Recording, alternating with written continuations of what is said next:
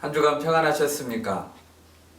광주에서 급증하고 있는 코로나 바이러스로 인해서 다시 각 가정에서 예배하는 시간이 되었습니다. 이런 가운데서도 우리가 믿는 분명한 한 가지 사실은 하나님께서 모든 상황을 주관하신다는 것입니다. 이 영상 예배 기간에도 하나님을 더 깊이 묵상하고 또 잠잠히 하나님의 뜻하시는 그 의미들을 발견할 수 있기를 바랍니다. 오늘 말씀 본문은 베드로전서 2장 1절에서 10절까지 말씀입니다. 제가 읽겠습니다. 그러므로 모든 악독과 모든 기만과 외식과 시기와 모든 비방하는 말을 버리고 갓난아기들 같이 순전하고 신령한 젖을 사모하라. 이는 그로 말미암아 너희로 구원에 이르도록 자라게 하려 함이라. 너희가 주의 인자하심을 맛보았으면 그리하라. 사람에게는 버림바가 되었으나 하나님께는 택하심을 입은 보배로운 산돌이신 예수께 나아가 너희도 산돌같이 신령한 집으로 세워지고 예수 그리스도로 말미암아 하나님이 기쁘게 받으실 신령한 제사를 드릴 거룩한 제사장이 될지니라. 성경에 기록되었을 때 보라 내가 택한 보배로운 모퉁이 돌을 시온에 두노니 그를 믿는 자는 부끄러움을 당하지 아니하리라 하였으니 그러므로 믿는 너희에게는 보배이나 믿지 아니하는 자에게는 건축자들이 버린 그 돌이 모퉁이의 머릿돌이 되고 또한 부딪히는 돌과 걸려 넘어지게 하는 바위가 되었다 하였느니라. 그들이 말씀에 순종하지 아니하므로 넘어지나니 이는 그들을 이렇게 정하신 것이라. 그러나 너희는 택하신 족속이요 왕같은 제사장들이요 거룩한 나라요 그의 소유가 된 백성이니 이는 너희를 어두운 데서 불러내어 그의 기이한 빛에 들어가게 하신 이에 아름다운 덕을 선포하게 하려 하심이라. 너희가 전에는 백성이 아니더니 이제는 하나님의 백성이요 전에는 국류를 얻지 못하였더니 이제는 국류를 얻은 자니라. 아멘. 우리가 읽은 베드로전서의 저자 베드로는 원래 갈릴리 호수에서 고기를 잡던 어부였습니다. 예수님은 그를 해변에서 부르셨습니다. 내가 너로 사람을 낚는 어부가 되게 하리라. 이 말씀대로 예수님은 베드로를 사람을 돕고 그리스도께로 인도하는 영적 어부로 사용하여 주셨습니다. 그리고 오늘 읽은 편지를 통해 베드로 사도는 로마의 박해를 피해 여러 지역에 흩어진 나그네와 같은 그리스도인들에게 희망과 용기를 주려고 한 것입니다. 오늘 이 설교를 통해 우리가 어떻게 어려움을 극복할 수 있고 왜 절망하지 말아야 하는가, 또 이런 어려운 때에도 결코 포기하지 말아야 할 사명은 무엇인가 생각해 볼 수 있기를 바랍니다. 첫째로 우리가 생각해 볼 수 있는 것은 어려울 때일수록 하나님의 말씀을 섭취하라는 것입니다. 1절 2절을 보십시오. 그러므로 모든 악독과 모든 기만과 외식과 시기와 모든 비방하는 말을 버리고 갓난아기들 같이 순전하고 신령한 젖을 사모하라. 이는 그로 말미암아 너희로 구원에 이르도록 자라게 하려 함이라. 여러분, 세상이 혼란할수록 그리고 불안할수록 사람들은 속임수에 더 취약합니다. 악한 행동에도 잘 끌립니다. 친구들과 이웃을 돌아볼 여유도 없어지고 서로 시기하게 되고 비방하는 말에 더 민감해집니다. 여러분, 이럴 때 더욱 붙잡아야 할 것은 순전하고 신령한 젖, 다시 말해서 하나님의 말씀을 붙잡아야 합니다. 우리 주변의 아기들을 보십시오. 가난 아기들이 배고플 때 얼마나 모유나 분유를 맛있게 먹고 또 먹는 시간을 사모합니까?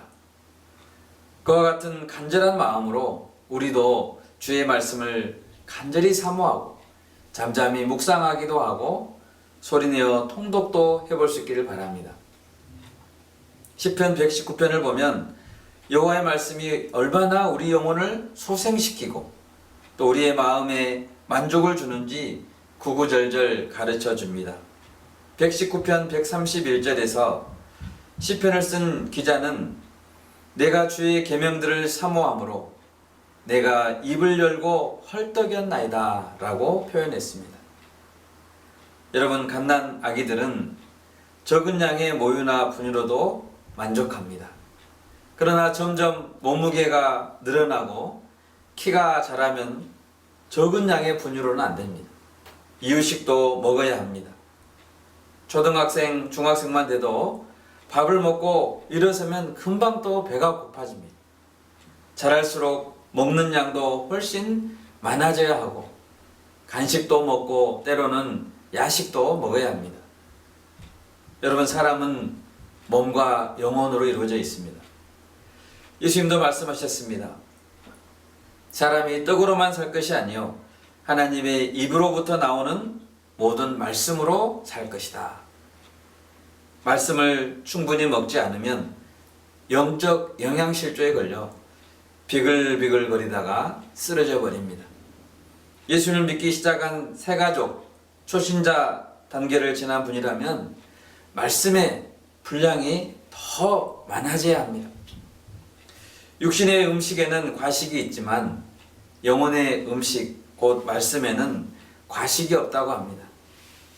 매일 묵상도 하고 성경도 여러 장 읽고 설교도 꼼꼼히 새기면서 들을 수 있기를 바랍니다. 우리 공동체가 이번 7월에 코로나 이 기간 동안에 큐티뿐만 아니라 마태복음을 하루에 한 장씩 통독하고 섭취할 때 우리 영혼이 강건해지고 또 죄악을 멀리할 힘이 생기고 어려움을 이겨낼 용기가 생길 줄 믿습니다.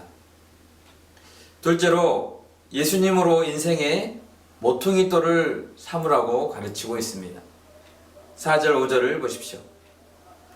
사람에게는 버림바가 되었으나 하나님께는 택하심을 입은 보배로운 산돌이신 예수께 나아가 너희도 산돌같이 신령한 집으로 세워지고 예수 그리스도로 말미암아 하나님이 기쁘게 받으실 신령한 제사를 드릴 거룩한 제사장이 될지니라. 여러분, 사람들은 예수님을 멸시하고 버렸습니다. 마치 건축자들이 쓸모없는 돌을 버린 것처럼 예수님도 버림받았고 우리 때문에 십자가에 못 박혀 죽으셨습니다. 그러나 하나님은 예수님을 가장 값지고 보배로운 산돌로 삼아 주셨습니다. 그냥 평범한 벽돌이 아니라 건축물을 지탱해주는 가장 중요한 모퉁이돌, 주춧돌이 되어주셨습니다. 예수님은 모퉁이돌이 되셔서 그를 구주로 믿는 성도들의 인생의 집을 튼튼히 세워주십니다. 마태복음 7장에서 예수님은 한 가지 비유를 말씀하셨습니다. 누구든지 예수님의 말씀을 듣고 행하는 자는 인생의 집을 반석 위에 지은 지혜로운 건축자라고 말씀하셨습니다. 홍수가 나고 바람이 불지 않으면 그 집의 기초가 튼튼한지 알 수 없습니다. 여러분, 내 인생의 기초, 주춧돌은 무엇입니까? 코로나 바이러스가 눈에 보이지 않게 작지만 감염된 사람은 생명까지도 잃을 수 있습니다. 이번에 제가 배우고 있는 것은 사람이 얼마나 연약하고 쓰러지기 쉬운 존재인가 하는 것입니다. 우리가 지금 할 수 있는 것은 가장 단순한 방법입니다. 서로 멀리 떨어져 지내고 마스크를 쓰고 손을 씻는 것입니다.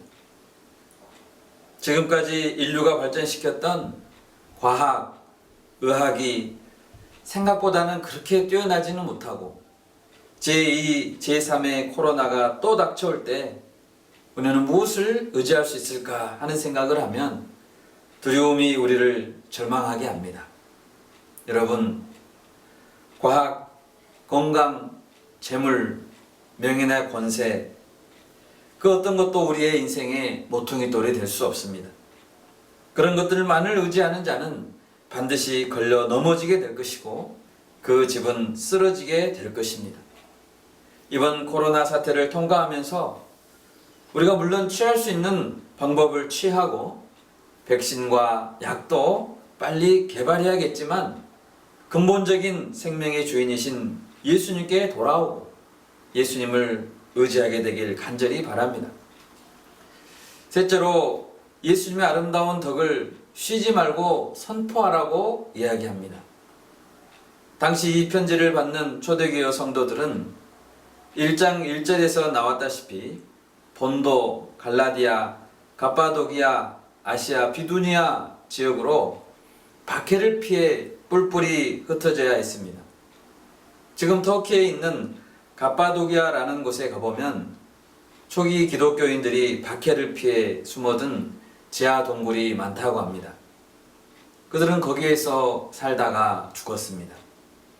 그래서 카타콤, 지하 무덤이라고 부르기도 합니다. 여러분, 다시 돌아갈 고향집은 없어지고 평생 나그네로 살다가 지하 동굴에서 죽을 수밖에 없었던 초기의 기독교인들을 생각해 보십시오. 그들은 괴롭고 슬퍼하며 그렇게 살다가 죽었을까요? 아닙니다. 그 성도들은 어떤 자긍심과 자부심으로 살았을까요? 우리 9절을 보십시오.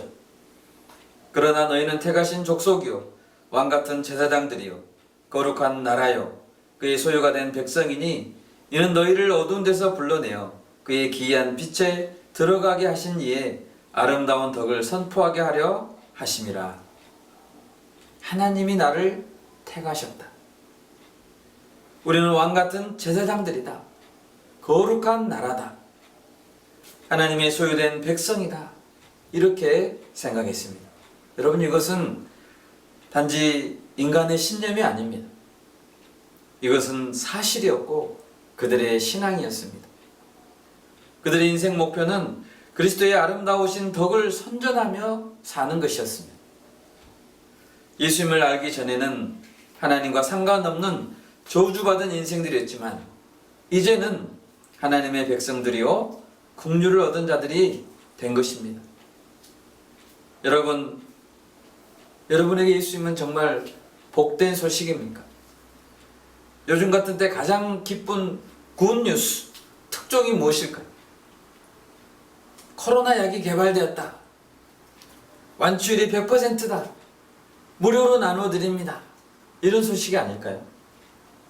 이 뉴스 기다는 가장 기쁜 소식이 될 것입니다. 그러나 생각해 보십시오. 코로나에서 완치받은 자도 언젠가는 죽습니다. 또한 바이러스와 상관없이 우울증과 좌절과 상실감과 죄의식은 코로나가 사라져도 없어지지 않습니다. 근본적으로 우리에게 필요한 영혼의 의사는 예수님이시고 치료약은 예수 복음인 줄 믿습니다. 우리가 우리 인생의 분명한 정체성을 깨닫고 우리 구원에 참된 주님이신 예수님을 전하는 복된 소식의 전파자들이 될 수 있기를 바랍니다. 말씀을 맺고자 합니다. 여러분, 우리는 하나님의 입에서 나오는 모든 말씀을 날마다 그리고 충분한 만큼 먹어야 살 수 있는 자들입니다. 그래야 내 믿음도 자라고 어려움을 이겨낼 힘을 지닐 수 있게 됩니다. 예수님만이 인생의 진정한 기초요 모퉁이 돌입니다. 그리고 우리가 평생 감당해야 될 사명은 진정한 복된 소식을 전하는 것입니다. 코로나 백신, 치료약보다 더 근원적인 치료자이신 예수님을 널리 알릴 수 있는 우리 모두가 되기를 간절히 바랍니다. 이번 한 주간도 이 말씀을 붙들고 승리합시다. 기도하겠습니다. 사랑의 하나님, 감사합니다. 우리가 하나님의 입에서 나오는 모든 말씀을 날마다 충분히 섭취할 수 있도록 도와주시옵소서. 예수님만이 우리 인생의 진정한 주춧돌이요 기초가 됨을 알게 도와주시고 날마다 예수님께 나아갈 수 있게 도와주시옵소서. 주님, 코로나로 고통당하는 많은 우리 백성들을 긍휼히 여겨주시고 그 치료약을 개발하는 연구진들에게도 지혜를 더하여 주셔서 백신과 치료약이 빨리 개발될 수 있도록 도와주시옵소서. 뿐만 아니라 이번 기회에 우리 인생의 근본적인 치료자 되시는 예수님께 나아갈 수 있도록 또 그 복음을 믿을 수 있도록 주여 인도하여 주시옵소서. 감사하고 예수님의 이름으로 기도합니다. 아멘.